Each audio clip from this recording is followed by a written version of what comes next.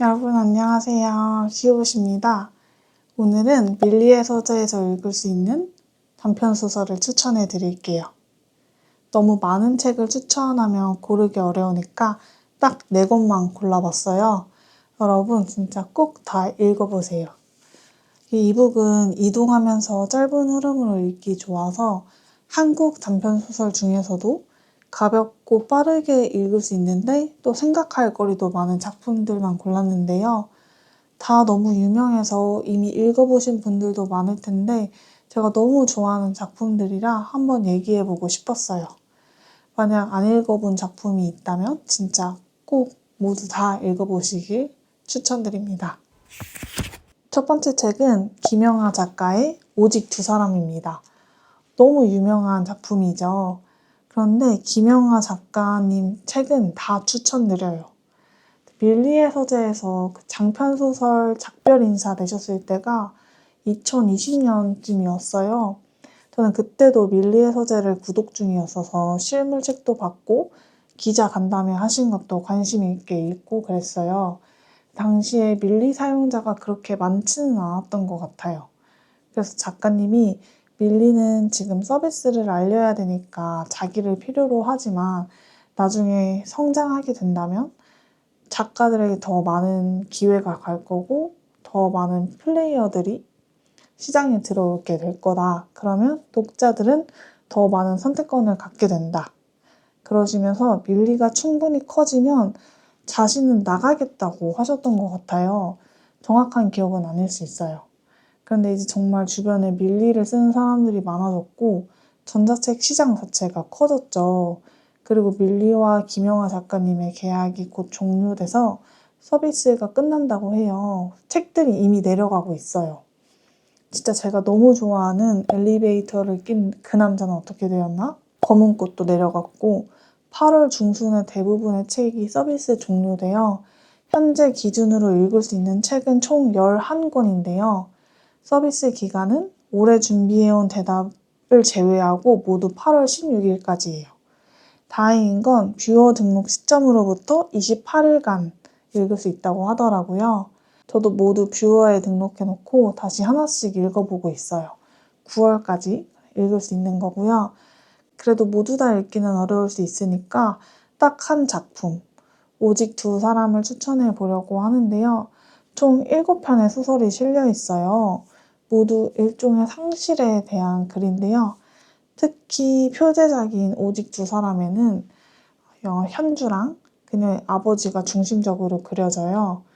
아빠는 둘째 딸인 현주를 너무 사랑한 거예요. 사랑을 너무 편해였죠.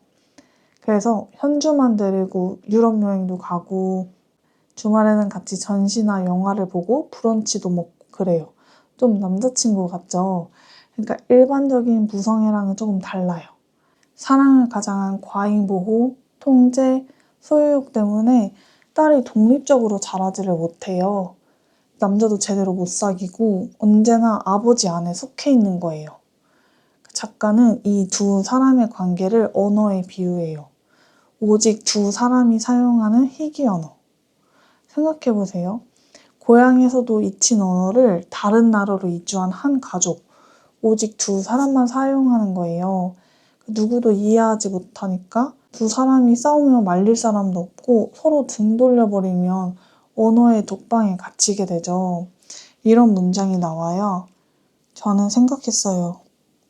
아무와도 대화할 수 없는 언어가 모국어인 사람의 고독에 대해서요. 우리는 모국어, 그러니까 부모의 언어를 배우잖아요. 근데 여러분 사피어워프 가설 아시나요? 언어의 상대성인데요. 언어가 한 개인이 가질 수 있는 생각의 폭을 결정한다는 거예요. 모국어 밖으로는 생각하지 못한다는 거죠. 그런데 아빠가 물려준 언어가 심지어 아빠만 쓰는 희귀 언어라면 어떨까요? 아빠라는 존재가 내가 가질 수 있는 생각의 폭을 결정하지 않을까요? 이 소설은 크게 현주와 아버지에 대한 얘기로 흘러가는데 명언이나 상투어를 뒤집어서 새로운 말을 만드는 오빠, 무슬림 문화로 아내의 말을 다른 남성에게 전달해야만 하는 외국인, 그리고 주인공 자신과 비슷한 삶을 산 동료에 대한 이야기가 나와요. 그들의 말도 한 언어에 대한 이야기처럼 읽혔거든요. 우리는 대부분 같은 언어를 쓰고 있는 사람들과 지내지만 또 다르게 생각해보면 우리가 다 같은 언어를 사용하는 건 아니잖아요. 조금 말장난처럼 됐는데 우리가 사용하는 언어, 생각하고 살아가는 방식, 사랑과 상실에 대해서 좀 깊게 생각해 볼 수 있는 책이었어요. 이 소설은 읽으면 읽을수록 좋은 것 같아요. 저는 이 작품 너무 좋아해서 종이책으로도 수정하고 있고 오늘 소개드릴 책은 4권 다 종이책으로도 수정하고 있는 책이에요.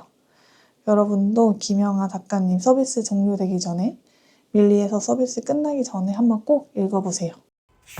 그 다음 책은 최은영 작가의 몫입니다.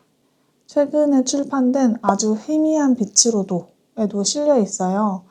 이 단편은 제가 독서 모임을 한번 만들어 보겠다고 생각하고 그 연습으로 동생과 진행했던 온라인 독서 모임에서 첫 책으로 골랐던 작품인데요. 이 글은 누구에게 추천해도 다 만족도가 높았어요. 책을 잘 안 읽던 친구들은 짧다고 좋아했는데 단편치고 짧은 편은 아니라서 좀 잘 읽힌다, 문장력이 좋다 그런 표현이었던 것 같아요.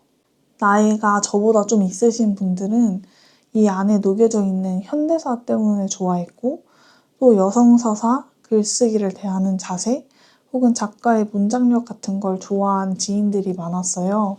저는 이 글을 20번 이상 읽은 것 같아요. 독서 모임 때 썼던 글을 오랜만에 다시 읽어보니까 동생한테 글쓰기, 여성, 인물 변화에 집중해서 읽으라고 말했더라고요. 저는 인생과 글쓰기를 함께 얘기한 작품들을 정말 좋아하는 것 같아요. 그 노벨상 타셨던 페터 한트케의 소망 없는 불행처럼요. 몫에는 3명의 여성이 나와요. 혜진, 정윤, 희영. 이 3사람은 대학교 교집 편집부를 통해 처음 만나게 되는데요. 글이 수단이 되는 이 편집부를 통해 작가는 여러 사건을 보여줘요.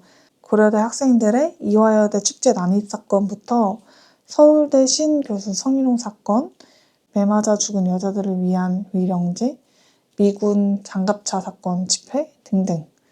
A대학교 B교수로 나오지만 실제 우리 역사를 그리고 있죠. 제가 태어나기 전에 혹은 너무 어렸을 때 있었던 사건이라 소설을 통해 처음 접한 것들도 있어요.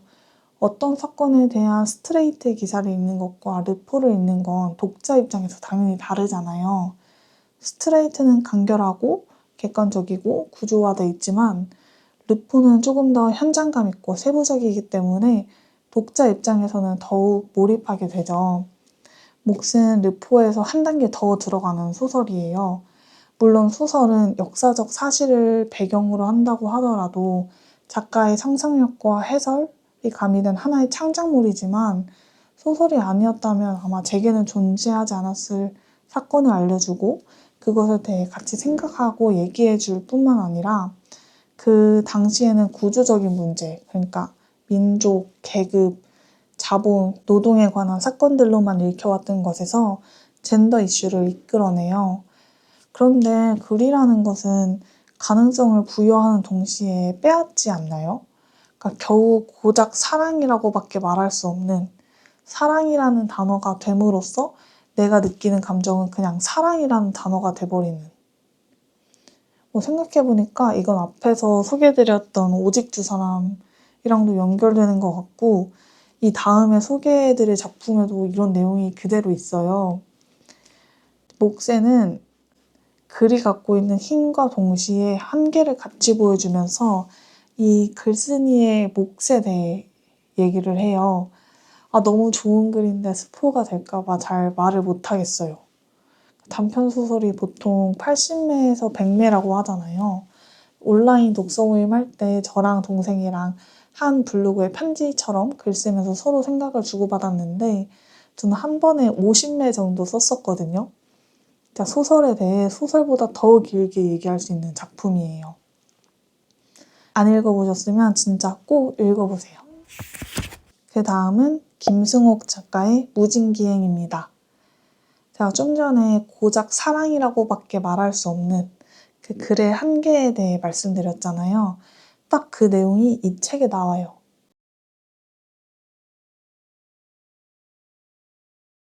한국어의 아름다움을 느끼기 위해서는 무진기행을 읽어라. 이런 말이 있죠. 제가 최근에 박찬욱 감독의 헤어질 결심을 다시 보고 그렇게 아름다운 문학을 읽고 싶었어요. 무진기행 작품의 분위기, 그리고 무진이라는 공간을 감싸고 있는 게 안개거든요. 그래서 헤어질 결심이랑 정말 비슷해요. 줄거리를 설명할 필요가 없어요. 진짜 그냥 펼치자마자 아름다워요. 분위기는 헤어질 결심 같은데 내용은 가와바타 야스나리 설국이랑 비슷해요. 설국이 첫 문장으로 유명하잖아요. 국경의 긴 터널을 빠져나오자 눈에 고장이었다. 그런데 무진기행은 버스가 산 모퉁이를 돌자 이정비가 보이는 순간부터 시작을 해요. 설국은 눈이 도쿄를 단절시키고 무진은 안개가 서울을 단절시켜요. 두 주인공 모두 외부인들이고요. 그 두 사람의 존재는 도시에서 타인에 의해 부여받았기 때문에 도쿄와 서울로 돌아갈 수밖에 없어요. 이 두 소설을 감싸고 있는 눈과 안개 그리고 쓸쓸함이 정말 비슷한 것 같아요. 아마 김승옥 작가가 일본에서 태어나서 그 분위기가 비슷한 걸 수도 있고요. 그 동아일보에서 무진기행 출간 60주년을 받아서 인터뷰했던 기사가 있는데 같이 보면 좋을 것 같아서 댓글에 링크 걸어둘게요. 그리고 몫이랑 같이 읽으면 좋은 한겨레 아카이브 기사가 있어요. 목 읽고 보면 정윤이 쓴 글 같다고 느끼실 것 같아요. 진짜 꼭 같이 읽어보면 좋을 기사라 그것도 댓글에 달아둘게요. 그럼 다음으로 넘어갈게요. 네 번째 책이자 마지막 책은 조금 더 재밌는 책이에요. 김금희 작가의 너무 한낮의 연애입니다. 단편집 중에서도 표제작인 너무 한낮의 연애만 추천합니다. 딱 한 편만 읽고 싶을 땐 진짜 종이책보다 밀리로 보는 게 좋은 것 같아요. 여러분, 너의 허물을 사랑해 라는 말 들어보셨나요? 이 말이 어디서 나왔나 했더니 이 작품이었어요. 이 소설에는 피롱이라는 남자가 나오는데 인사이동을 하게 돼요. 발령이라고는 하는데 좌천이고 사실상 나가라는 거죠. 근데 그걸 모른 척하고 버티기로 하는데 회사 사람들이랑 밥도 먹기 싫고 혼자 처량하게 먹거나 굶는 모습도 보여주기 싫은 거예요. 그래서 막 보헤미안 랩소디 노래를 부르면서 걸어서 종로에 있는 맥도날드로 가요. 이상하게 인사이동 얘기를 들으니까 맥도날드 생각이 났거든요. 햄버거를 먹으면서 맞은편 건물에 걸린 현수막을 보는데 나무는 크크크 하고 웃지 않는다 라고 쓰여 있는 거예요. 그래서 너무 놀랐어요. 왜냐면 자기가 아는 사람이 쓴 연극이었거든요. 옛날에 맨날 맥도날드 가서 같이 밥 먹던 여자 후배가 있는데 그 대본을 본 적이 있어요. 근데 더럽게 재미가 없는 거예요. 그래서 남자는 맨날 자기 할 말만 해요. 과장하고 거짓말하고 그래도 그 후배는 다 잘 들어줬거든요. 근데 어느 날 그 후배가 갑자기 사랑 고백을 하는 거예요. 나 선배 사랑하는데 하고. 그 사랑하면 어떡해? 사귀나? 그래서 남자가 물어봐요. 사랑하면 어떻게 되냐고. 근데 뭘 어떻게 하냐고. 그런 걸 뭘 생각하냐고 얘기하고 그냥 아무렇지 않게 대본 수정하고 있는 거예요. 아니 그래도 우리 어떻게 될 건지 말을 해야 되는 거 아니냐. 그러니까 그런 건 알 필요도 없대요. 지금 사랑해서 사랑한다고 했는데 내일은 또 어떨지 모르니까요. 근데 그 다음날도 얘기해요. 사랑한다고. 오늘도. 여기까지만 들어도 너무 재밌지 않나요? 필용은 그 남자는 바쁜 현대사회에서 그 시스템에서 무겁게 살아가는 인간이에요. 인생이 너무 무겁고 부담스러운 거죠. 우리에게 부여된 기대, 의무, 책임이 얼마나 많고 또 우리가 신경 써야 할 눈동자가 얼마나 많아요. 근데 그 후배는 가벼워 보여요. 오늘 사랑한다고 해서 사랑을 말하더니 갑자기 뭐 말 안 한 게 있었다는 듯이 안 해요 사랑 없어졌어요 그렇게 말하거든요. 우리는 그런 가벼움을 원하면서도 무거움에 종종 붙들려 있어요. 혹시 참을 수 없는 존재의 가벼움을 떠올리셨나요? 그렇게 말하기엔 소설이 너무 가벼운 것 같나요? 우리 아까 사랑이란 말에 대해서 얘기했잖아요. 그 후배가 보여준 거는 사랑이라는 단어뿐이었어요. 그 단어가, 그 언어가 이제 필용의 사고를 규정하게 돼요. 내가 지금 느끼는 건, 우리에게 있는 건 사랑이라고. 이 작품에는 두 사람의 더 자세한 과거와 또 그 후배의 연극에 대한 얘기도 나와요. 제가 말씀드린 부분은 스토리의 아주 일부분이고요. 그런데도 무거움과 가벼운 사랑이란 말을 얘기할 수 있었듯이 읽어가면서 더 다채로운 걸 느끼실 수 있을 거예요. 왜 이 제목이 너무 한낮의 연애인지 생각하며 읽으시면 재밌을 것 같아요. 제가 좋아한 한국 단편소설 추천은 여기까지입니다. 어떠셨나요, 여러분? 지금 바로 밀리의 서재에서 김영하 작가님 책부터 읽어보세요. 읽은 책에 대한 감상도 함께 공유해 주시면 정말 좋을 것 같아요. 그리고 밀리의 서재에서 추천하고 싶으신 책 있으면 마구 추천해 주세요. 다음에도 좋은 책과 함께 돌아올게요. 오늘도 시청해 주셔서 감사합니다. 안녕.